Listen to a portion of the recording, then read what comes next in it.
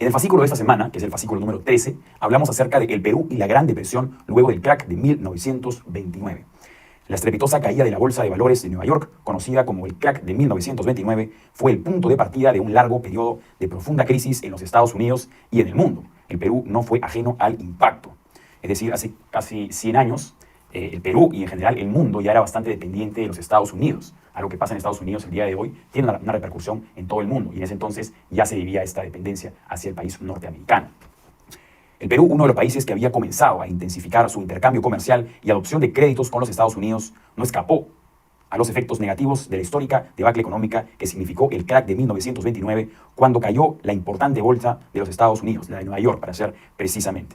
El Perú venía creciendo significativamente desde 1895, donde comienza la reconstrucción nacional. Incluso el mismo año de la crisis, el crack, a pesar de eso, el Perú registró un incremento de 11.79 respecto al periodo previo. Para un poco poner en evidencia que el Perú, incluso a pesar de la crisis, veníamos creciendo a manera escalonada. Luego, los próximos años no fue el mismo caso y tuvimos un decrecimiento bastante significativo, no solamente el Perú, sino toda la región, todo el mundo en general. En esa época entonces se fueron abajo y estuvo muy afectado las exportaciones del país, la inversión, la banca y el comercio, que se habían desarrollado bastante en las últimas décadas previas a la debacle. Para poner un poco en contexto, por aquellos tiempos, en 1921 más o menos, el Perú tenía una población de 5 millones de personas.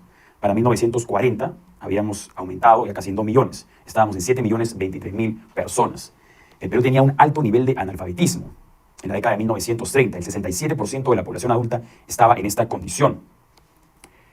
El señor Augusto Leguía fue el presidente durante la crisis, o cuando comenzó la crisis, pero su mandato se fue terminado cuando se le puso un golpe de Estado en el año 1930. La crisis fue uno de los motivos por los cuales terminó de finalizar su mandato de 11 años. Luego entró el señor Sánchez Cerro, quien tuvo un mandato bastante importante en términos de promulgación de reformas políticas, como por ejemplo se estableció la prohibición de la reelección inmediata del presidente, el establecimiento de un periodo presidencial de 6 años, el reconocimiento de la libertad de culto, el divorcio y otorgó el derecho a voto a las mujeres en las elecciones municipales.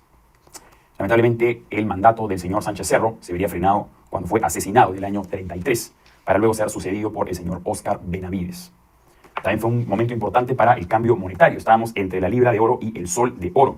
Podemos ver en las imágenes que ven en pantalla cuáles eran las monedas. Las que están en la parte superior son el sol de oro y las que están en la parte inferior es la libra peruana de oro, que se siguió acuñando hasta 1969.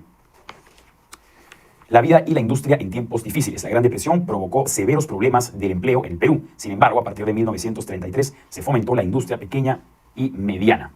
La crisis mundial desatada en la caída de Wall Street afectó bastante, como decíamos, a todo el Perú, pero felizmente a lo largo de los años el Perú supo revertir la situación, como es algo que siempre hacemos los peruanos, que podemos ponernos rápidamente de pie para revertir la situación. Así que, si bien duró casi una década, no nos afectó tanto a largo plazo, sino que pudimos revertir la situación y seguir creciendo.